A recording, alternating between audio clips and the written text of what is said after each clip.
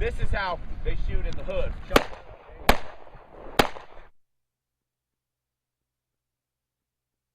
What do you do? Because I want to get inside and say, hey, what's going on in there? Sure. But I'm afraid, Rick, once I get in, I ain't getting out. Never getting out, Joe. Once you get sucked into the world of Rick Tasler, you'll never get out. I come from a big Catholic family. There's 8 kids in my family. My twin brother and I are the youngest 2. My mom and dad were just big farmers. We farmed all our life. My dad ran a tow service too, part-time. My mom was just a stay-at-home mom with 8 kids, of course.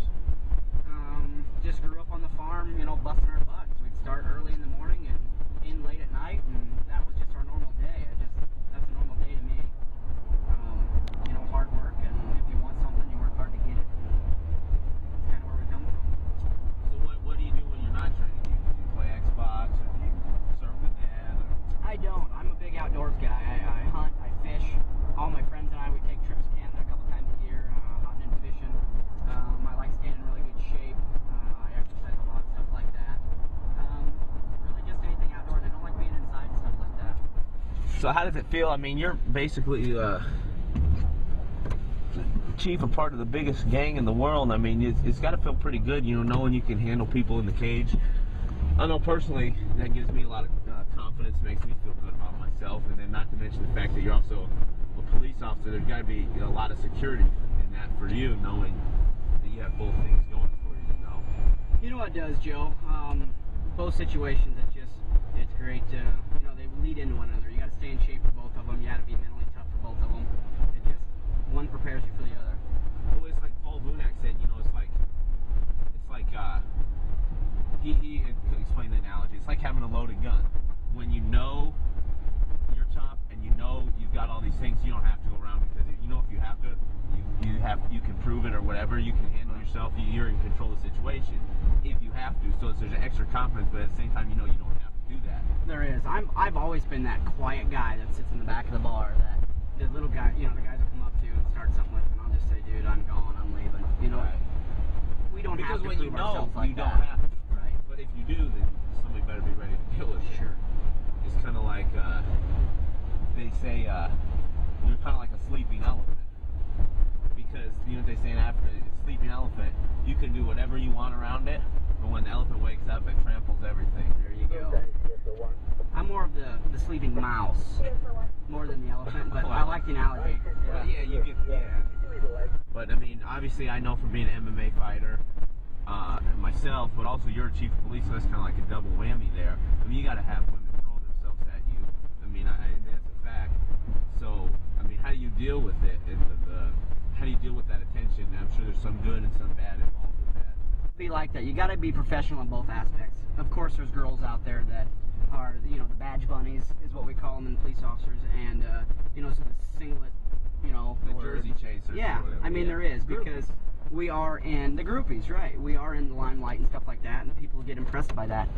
You got to be humbled by that, but I mean, you can't let that go to the next level, because it just messes up your head when it comes to training. Yeah. It messes up your personal life if you do have a significant other. It just, you know, you got to be mental tough, and that's what both of these things train us to be. That's just another aspect. You just got to look at it. Of course, you love it. You know, I'm a guy. You know, you got to love it. But you know, you just try to stay away from it and try to be humbled by it, and not give in to temptation, I guess. Right on. It's got to be tough, especially, you know, I mean, especially being here in Manhattan. You got to be the #1 target for the ladies. You know, it's a small town, but it's got its female population, and luckily most people knew me from being so close, being a police officer in the next jurisdiction. I mean, people knew me and knew how easygoing and stuff I was, so I really haven't had that problem in the work here in town. Right on. I lose, because eventually I will. They're getting younger, stronger, and I'm just getting older. Then I'll take that and learn from it and still be humble. Shake hands, and just the switch shuts right off. You know, with the first tap, the switch is off, and it's... You know what the guy from UCLA, John Wooden, the coach, said? He said you either win or you learn. There you go. There's no lose. Really, you learn when you lose. Right. And I'm waiting for that. This is my last year fighting, Joe. I've decided that. I've promised all my friends and family this is my last year, and then I'm going to slow down and get back to the basics of hunting and fishing and hanging out more, you know, where I don't have to do all this training and stuff, and So I look forward to it. What's your vision when you get done fighting? I mean, where does, 50 years from now, you look back on your life, what do you want it to see? I just want to see the heart and the total aspect of the sport. I don't see MMA dying in 50 years. I really don't. In the last 10 years, it's just got so much bigger. I see it continuing to grow. They're doing MMA in Haiti now. Sure, everywhere. Yeah, everywhere. I mean, hopefully we just keep going at a more positive thing, and that's what we have to look forward to. Just training the kids, getting them to, not getting in trouble, not doing this stuff, giving them something to look forward to, and getting them to the next level like you guys are, and better in the sport. Awesome. Now, are we going to be shooting cars on the bridge, or where are we going to be shooting? We won't be shooting at the cars. Tools of the trade.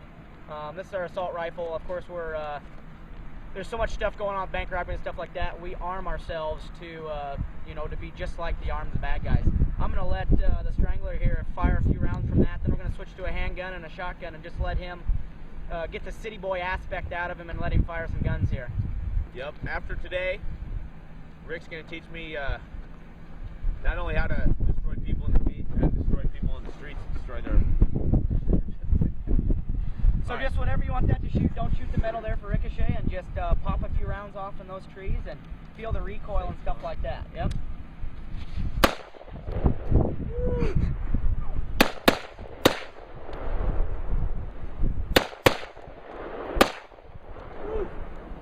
Gives you that feel of power, doesn't it? Making me feel like a real man.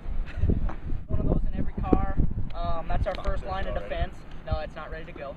It's on safety, and you just got to chamber it just like you're pheasant hunting or anything like that. Just push this button right there, and then just chamber, yep. And then chamber, now, no, right there with your finger. Right there. Now just rack that thing back. This, hold the trigger. Right here. Don't touch the trigger.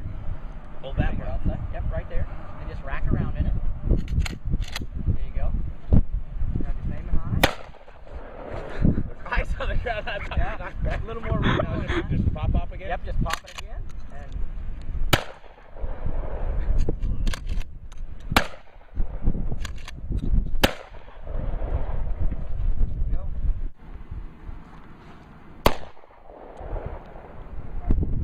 fire whatever you want, just get the feel of it. Yeah, bear down on it in sight.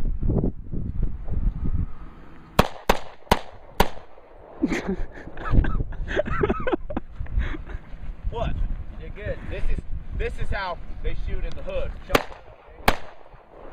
What? There you go. What?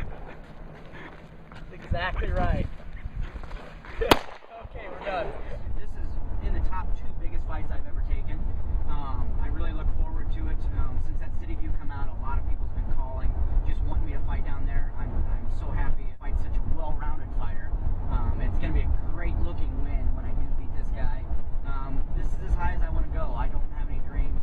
I've got a career. I'm 32 years old. I've got a career. This is what I'm born and bred to do. I'm born to be a cop. I just do that to stay in shape and stuff. After this fight, I might have 2 or 3 more smaller level fights and maybe 1 or 2 big shows. And 2010 is going to be my last year.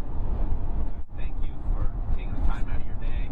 I know you're a busy guy, and taking this along, letting us shoot the guns, letting us see, what your day-to-day life, what it's like being the chief of police here, and thank you for everything. And we appreciate that because you've been real professional about everything. And there was a lot of stuff I wanted to do that he wouldn't let me do. There's a lot of things I wanted to rob a bank. He said no. I wanted to. We were gonna go shoot up an old house or bus. We couldn't do that. So there's a lot of things.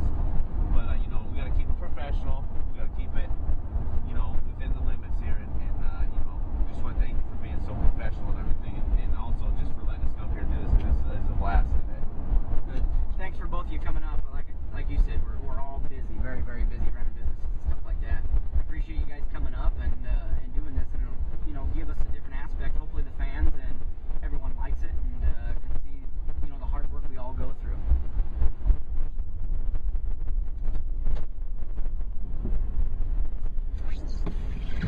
January 16th, today I'm protecting and serving. January 16th, he's going to get served and needs someone to protect him.